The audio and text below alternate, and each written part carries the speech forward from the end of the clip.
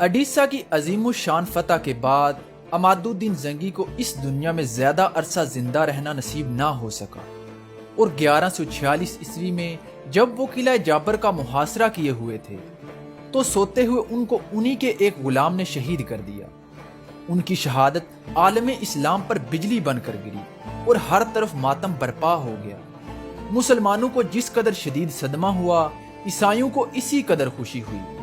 فرانسیسی مورخ مچار لکھتا ہے کہ عماد الدین زنگی کی موت نے عیسائیوں کو حیات نو عطا کی تھی۔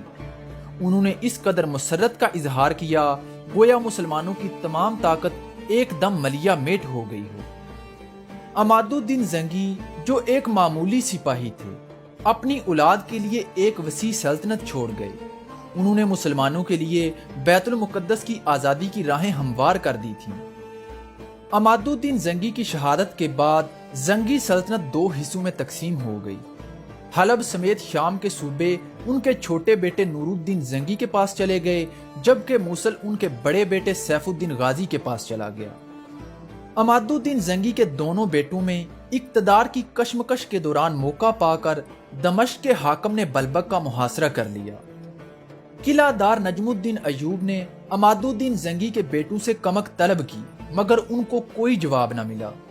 نجم الدین ایوب کو عماد الدین زنگی کی شہادت کا شدید ملال تھا اور ان کو عماد الدین زنگی کے بیٹوں میں تقسیم شدہ سلطنت سے کوئی خاص لگاؤ نہیں تھا، اور وہ یہ بھی جانتے تھے کہ بلبک کے لیے کسی کمک کا انتظار کرنا بے سود ہے۔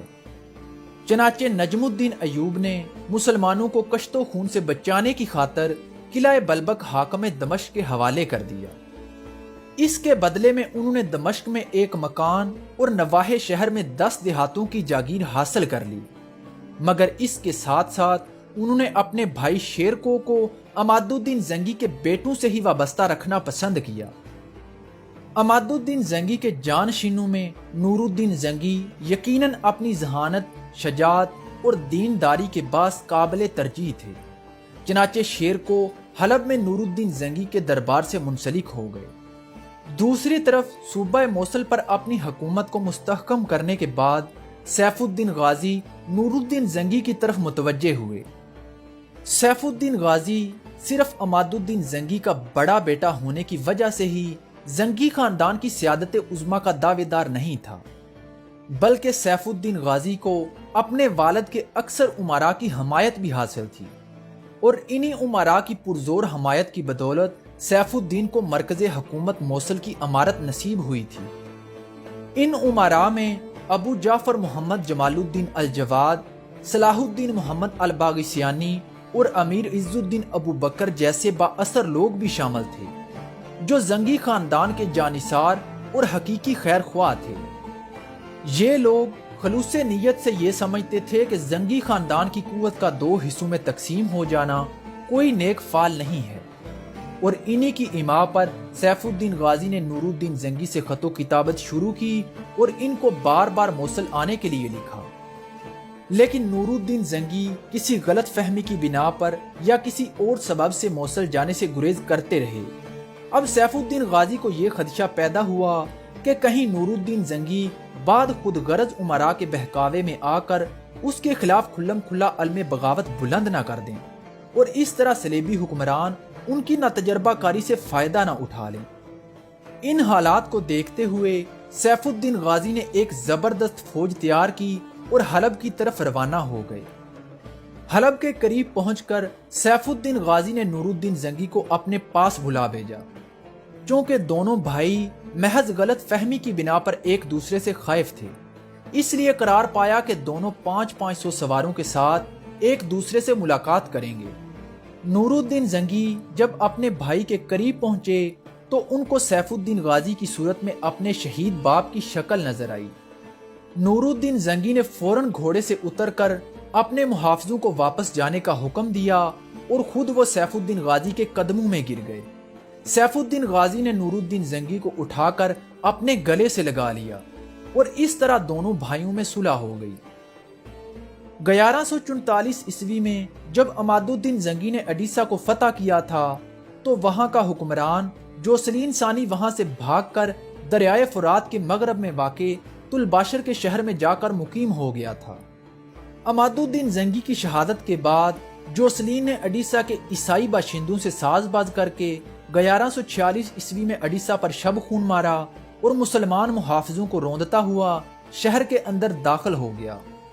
قلعے کے مسلمان محافظ بر وقت خبردار ہو گئے اور انہوں نے شہر سے زیادہ مسلمانوں کو قلعے کے اندر داخل کر لیا اور پھر اس کے دروازے بند کر کے جوسلین ثانی کے مقابلے پر ڈٹ گئے۔ نور الدین زنگی جو اس وقت حلب میں مقیم تھے، ان کو جیسے ہی اس واقعے کی خبر ملی تو وہ 10,000 سواروں کو لے کر اڈیسا کی طرف آگے بڑھے اور اڈیسا کے شہر کو چاروں طرف سے گھیر لیا۔ اس طرح جوسلین ثانی کی فوج قلعے کے مسلمانوں اور نور الدین زنگی کے سپاہیوں کے درمیان محصور ہو کر رہ گئی۔ عیسائی فوج آگے اور پیچھے دونوں طرف سے مسلمانوں کے حملوں کی زد میں تھی۔ قلعے کے اندر سے محصور مسلمان تیروں کی بارش کر رہے تھے اور باہر سے نور الدین زنگی کی فوج عیسائی لشکر پر حملے کر رہی تھی۔ شام ہوتے ہوتے جوسلین ثانی کے ہزاروں لشکری مارے گئے اور وہ خود اپنے 20 سرکردہ سرداروں کے ہمراہ ایک برج میں جا چھپا۔ مسلمانوں نے اس برج کو بھی بارود سے اڑا دیا۔ عیسائی سردار تو سب کے سب مارے گئے، لیکن جوسلین ثانی کسی طرح بچ نکلا اور بھیس بدل کر فرار ہو گیا۔ نور الدین زنگی کا فتح مند لشکر شہر میں داخل ہوا اور جوسلین ثانی کی مدد کرنے والے تمام غدار ارمینیوں کو قتل کر دیا گیا۔ شہر کی فتح کے تیسرے دن نور الدین زنگی نے مال غنیمت اور جنگی قیدیوں کا معائنہ کیا اور ان کی مناسب تقسیم کا حکم دیا۔ مال غنیمت سے انہوں نے متعدد تحائف مسلمان امراء کو بھی بھیجے۔ سیف الدین غازی بھی ایک لشکر جرار لے کر موصل سے چل پڑے تھے۔ جس وقت وہ شہر کے قریب پہنچے تو ان کو اطلاع ملی کہ نور الدین زنگی نے عیسائی باغیوں کو سزا دے دی ہے اور دوبارہ شہر پر قبضہ کر لیا ہے۔ اس خبر کو سن کر سیف الدین غازی بے حد مسرور ہوئے اور اپنے لشکر سمیت موصل واپس چلے گئے۔ وہاں سے انہوں نے ایک خاص قاصد کے ذریعے نور الدین زنگی کو مبارکباد بھیجی اور ان کو اپنے مکمل تعاون اور سرپرستی کا یقین دلایا۔ نور الدین زنگی نے چند دن وہاں قیام کیا اور اس دوران میں انہوں نے شہر اور قلعے کی حفاظت کے انتظامات مکمل کیے۔ اس کے بعد وہ ایک مضبوط دستے کو وہاں چھوڑ کر حلب واپس چلے گئے۔ اڈیسا سیاسی اور جنگی اعتبار سے بے حد اہم شہر تھا اور صلیبی اس کو اپنا مرکز بنا کر پورے عراق اور شام پر قبضہ کرنے کے خواب دیکھ رہے تھے۔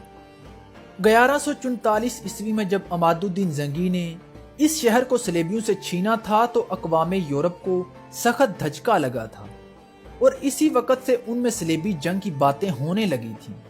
تاہم طلباشر میں جوسلین ثانی کی موجودگی نے ان کی امید باندھے رکھی۔ عماد الدین زنگی کی شہادت کے بعد جب جوسلین ثانی نے اپنی کھوئی ہوئی حکومت کو بحال کرنے کی کوشش کی اور نور الدین زنگی نے اس کو ذلت امیز شکست دے کر اڈیسا کو اپنے مضبوط پنجوں میں دبوچ لیا، مسلمانوں کی اس فتح پر پورا یورپ غم و غصے سے کھول اٹھا۔ ان کے اضطراب میں مزید اضافہ اس وقت ہوا جب اڈیسا کے ارمینی پادریوں کا ایک گروہ اپنی فریاد لے کر پوپ کی خدمت میں حاضر ہوا اور اس کو اپنی درد بری کہانی سنائی۔ فرانسیسی مورخ مچارڈ لکھتا ہے کہ ایشیا کے عیسائیوں کی سفارت کا پرعلم بیان سن کر مقدس پوپ کی آنکھوں سے آنسو جاری ہو گئے اور پوپ نے اعلان کیا کہ ارض مشرق کے عیسائیوں کی مدد کرنا خداوند یسوع مسیح کے تمام نام لیواؤں کا فرض اولین ہے۔ اگر وہ اس وقت نہ اٹھے تو یروشلم کو بھی اپنے ہاتھوں سے گنوا بیٹھیں گے۔ پوپ کا یہ فرمان گویا جنگ مقدس یعنی دوسری صلیبی جنگ کا اعلان تھا، جس نے سارے یورپ میں پھر زبردست ہیجان برپا کر دیا۔ یروشلم کی فتح کو صرف 45 برس ہی گزرے تھے اور لوگوں کے دلوں میں اس عظیم الشان فتح کی یاد ابھی تازہ تھی۔ انہوں نے بڑے جوش و خروش سے پھر سے ہتھیار اٹھا لیے اور اس طرح پورے یورپ میں دوسری صلیبی جنگ کی تیاریاں شروع ہو گئیں۔